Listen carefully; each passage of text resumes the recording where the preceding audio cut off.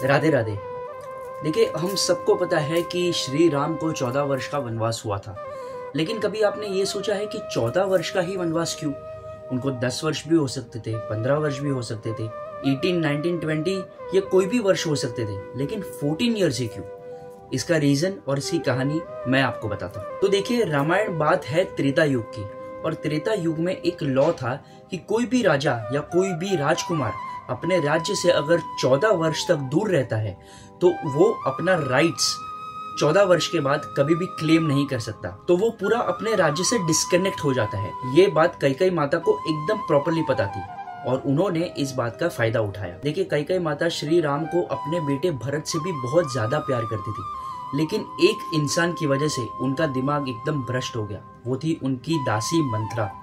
मंत्रा ने उनके दिमाग में ऊटपटांग बातें भर दी कि अगर श्री राम राजा बन गए तो भरत को उनका नौकर बन के रहना पड़ेगा और भरत को कभी राज्य नहीं मिलेगा, ये करना पड़ेगा, वो करना पड़ेगा। और उन्होंने 2 वरदान राजा दशरथ से मांग लिए। उसमें से पहला वरदान ये था कि भरत को राजा बनाया जाए और दूसरा वरदान ये था कि श्री राम को वनवास हो जाए। अब कैकेयी माता जानती थी कि श्री राम अगर 14 वर्ष के लिए अपने राज्य से दूर हो जाएंगे तो वो अपना राज्य 14 वर्ष के बाद क्लेम नहीं कर सकते, इसीलिए 14 इयर्स का वनवास मांगा गया था। और एक स्टोरी ये भी है कि माता कैकेयी एकदम अच्छे से जानती थी कि श्री राम ही है जो अयोध्या का शासन एकदम न्यायपूर्वक कर सकते थे, लेकिन उन्हें रावण का वध करना भी बहुत जरूरी था। और ये सारी चीजें कैकेयी माता को कैसे पता चली? क्योंकि ये प्री प्लान्ड थी। इसलिए कैकेयी माता ने सीधे सीधे 14 वर्ष का वनवास नहीं मांगा, उन्होंने 9+5 मांगा। मतलब पहले 9 वर्ष का वनवास, उसके बाद 5 वर्ष का वनवास, टोटल 14 इयर्स। और ये सारी चीजें वाल्मीकि रामायण के अयोध्या कांड में भी मेंशन की गई है। तो देखिए, जब हमारे साथ धर्म होता है ना, जब हम राइट पाथ पे होते हैं ना,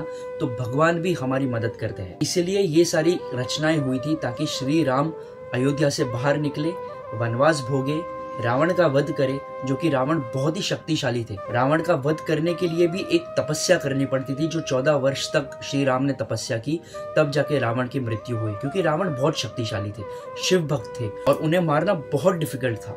इसीलिए ये सारी चीजें प्री प्लान्ड थी। अगर हम धर्म के हिसाब से चले तो हमारी जो रक्षा है, हमारी जो मदद है, वो भगवान भी करते हैं।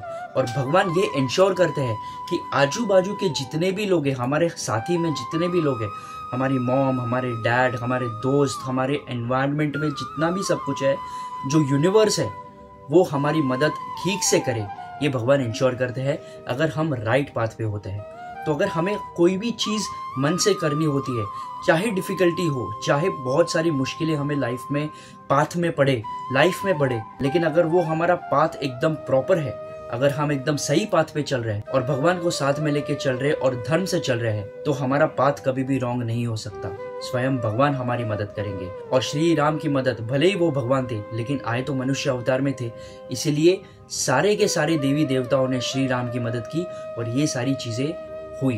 अगर माता कैकेयी ने वो 2 वरदान नहीं मांगे होते और श्री राम वनवास में नहीं गए होते तो हमें रामायण नहीं मिलती, और अगर हमें रामायण नहीं मिलती तो हमें ये सारी जीवन शैली हमें सीखने को नहीं मिलती श्री राम के द्वारा। इसलिए ये जितने भी ग्रंथ है, रामायण है, महाभारत है, ये सारी चीज़ों में से हमें हमारे जीवन का ज्ञान मिलता है, हमें जीवन कैसे लीड कर सकते हैं उसकी सीख मिलती है।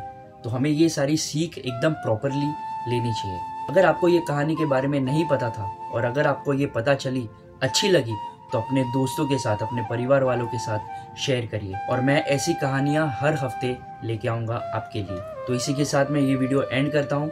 आई होप आपको ये वीडियो अच्छी लगी। इसी बात पे कहिए हरे कृष्णा, ओम नमः शिवाय।